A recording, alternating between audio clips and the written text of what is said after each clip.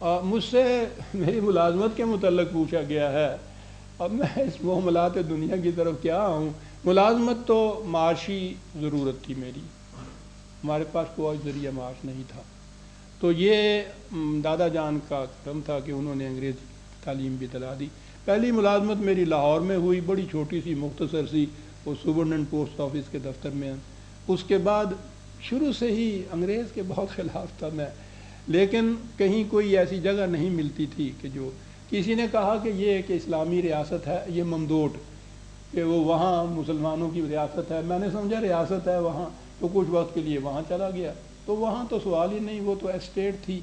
وہاں سے میں نے پبلک سروس کمیشن کا امتحان دیا سینٹرل گورنمنٹ میں، اور وہاں بڑی ہائی پوزیشن میری آئی۔ تو 1926 میں سینٹرل گورنمنٹ میں چلا گیا، اور وہاں اس کے بعد میری پوسٹنگ ہوم ڈپارٹمنٹ میں ہوئی۔ اور عجیب چیز ہے، یہ بھی میں نے کہا نا کہ اتفاقات بڑا میرا ساتھ دے رہے ہیں۔ اسٹیبلشمنٹ کا جو شعبہ تھا وہ میرے ذمے لگا۔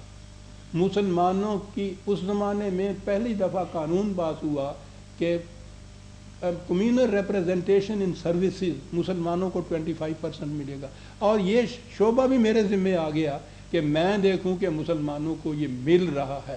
ہندو کے منہ سے یہ لقمہ چھیننا اور مسلمانوں کو 25% دلانا، یہ میری آفیشیل ڈیوٹی ہو گئی، سمجھ لیا تھا۔ ہندو بہرحال مجھے اورنگا کہا کرتے تھے اس دور میں، یہ لمبی داستان ہے کہ وہ 32 دانتوں میں زبان کی طرح کیسے رہا میں، لیکن اللہ کا شکر ہے کہ کوئی ایک چیز میرے خلاف اس سارے دوران میں نہیں ہوئی ہے، اور ہر شخص معترف تھا کہ یہ شخص کچھ بھی ہو جائے قانون کی خلاف ورزی کبھی نہیں کرے گا، نہ کسی کے خلاف جانے میں، نہ کسی کی حمایت کرنے کے اندر۔ یہ میرے متعلق یہاں وہاں مشہور تھا۔ اس زمانے میں بڑا پاپولر تھا میں سیکریٹریٹ کے اندر۔ ہوم ڈپارٹمنٹ میں رہنے کی وجہ سے اور چیز بھی میرے حصے میں آئی۔ یہ تو تھا نا آفیشیل جو محکمہ تھا، سارا انٹرنل پالیٹکس سارا ہوم میں ہوا کرتا تھا، اور ہمارے ہاں جتنے بھی تھے یہ مسلم لیگ والے یا جن کے ساتھ میرے تعلقات تھے، بقول قائد اعظم کے، جو انہوں نے کہا تھا کہ یہ ایک وقت آیا تھا جب یہ طے تھا کہ شاید میں چھوڑ دوں، انہوں نے کہا تھا کہ بالکل نہیں، ہم تو ان سیکریٹریٹ کی دیواروں کے سائے تلے سے بھی نکل سکتے، غنیمت ہو کہ تم وہاں اندر بیٹھے ہوئے ہو۔ اس سے بھی ایک فائدہ تھا کہ یہ چیزیں میرے ذمن آ جاتی تھیں۔ وہاں سیکریٹریٹ کی مسجد کا میں امام نہیں، خطیب بھی میں تھا، وہاں درس بھی میں دیا کرتا تھا۔ یہ ایکٹیویٹیز میں بعد میں بتاؤں گا جب میں آؤں گا تحریک پاکستان کے ضمن میں کہ میں نے کیا کیا اور کیسے کیا، سروس میں رہتے ہوئے کیسے کیا صاحب۔ تو میں وہیں سے سن 55 تک میں وہاں رہا، اور اس کے بعد پھر میں نے یہ سوچ لیا کہ اب مجھے اپنا زندگی کا بقایا وقت اپنے مشن کی نظر کر دینا چاہیے۔ تو میں نے قبل از وقت پینشن لے لی تھی 1955 میں۔ جتنی سروس کی ہے میرا خیال ہے اتنا وقت تو پینشن کا بھی ہو گیا۔ تو یہ اگرچہ مجھے وہ چھوڑتے نہیں تھے، میں جیسا عرض کیا ہے کہ مسلمانوں میں اس لیے تھا کہ میں ان کی یہ جو ملازمت میں ویکنسیز کا حصہ تھا اس کا تحفظ میرے ذمے تھا، اور پھر جو بھی کسی کے اوپر کوئی مشکل آ کے پڑتی تھی، وہ مسلمانوں پہ تو ہر وقت پڑا کرتی ہیں، وہ سارا میں مرکز تھا وہاں سیکریٹریٹ کے اندر مسلمانوں کے ان تمام مشکلات کے حل کے لیے، ان کی دشواریوں میں ان کی مدد کرنے کے لیے۔ قانونی طور پر فارملی جو کچھ ہو سکتا تھا وہ مرکز ادھر میں یہ تھا، اور ادھر میں آگے چل کے بتاؤں گا اگلی دفعہ۔ وہ تحریک پاکستان کا جب دور آئے گا، جب میں عرض کروں گا تو پھر میں عرض کروں گا کہ اس کے ساتھ تحریک کے لیے میں کیا کرتا تھا۔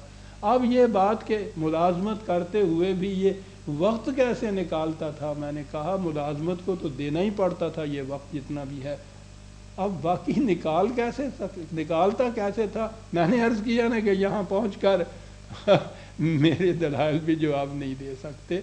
نکلا یہ وقت، اور وہ اسی طرح سے ہوتا ہے جی کہ لگن جب ہوتی ہے تو پھر ہے۔ اگر اجازت دیں تو ایک ذاتی بات کہہ دوں، اس میں بہت بڑا حصہ ایک میری ان پڑھ بیوی کا ہے۔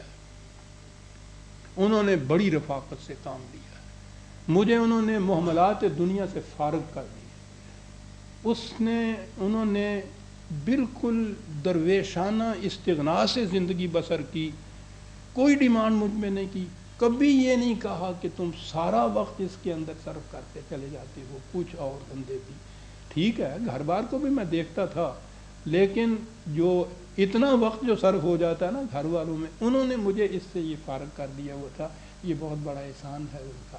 باقی رہا یہ کہ ملازمت کے باوجود وقت اتنا کیسے نکل لیا، ہم تو وقت ضائع کرنے کے عادی ہوئے ہیں، یہ قوم میں دیکھ رہا ہوں۔ ورنہ اگر کوئی کام اور مقصد سامنے ہو اور اس کے ساتھ آپ کو قلبی لگن اور عشق لگا ہوا ہو، پھر نہ ملازمت آڑے آتی ہے، نہ گھر بار آڑے آتا ہے، کوئی چیز نہیں آڑے آتی، مقصد کا عشق سب کچھ کر دیتا ہے۔ عزیزان ایمان، یوں ملازمت میں بھی میں نے سورج کی کرنوں سے نچوڑ کے وقت لے لیا تھا، اور وقت ہی میرے پاس ایک پونجی اور ایسیٹ تھا، کوئی اور ایسیٹ نہیں تھا میرے پاس تھا، کہیں سے کوئی آمدنی نہیں تھی، اسی سے گزارا ہوتا تھا، اسی سے جو کچھ بھی میں طلوع اسلام اس تحریک کے لیے کر سکا ہوں وہ اسی سے ہوتا تھا، کہیں اور سے کوئی مدد نہیں مجھے ملی، نہ میں نے حاصل کی ہے کسی جگہ سے آج تک۔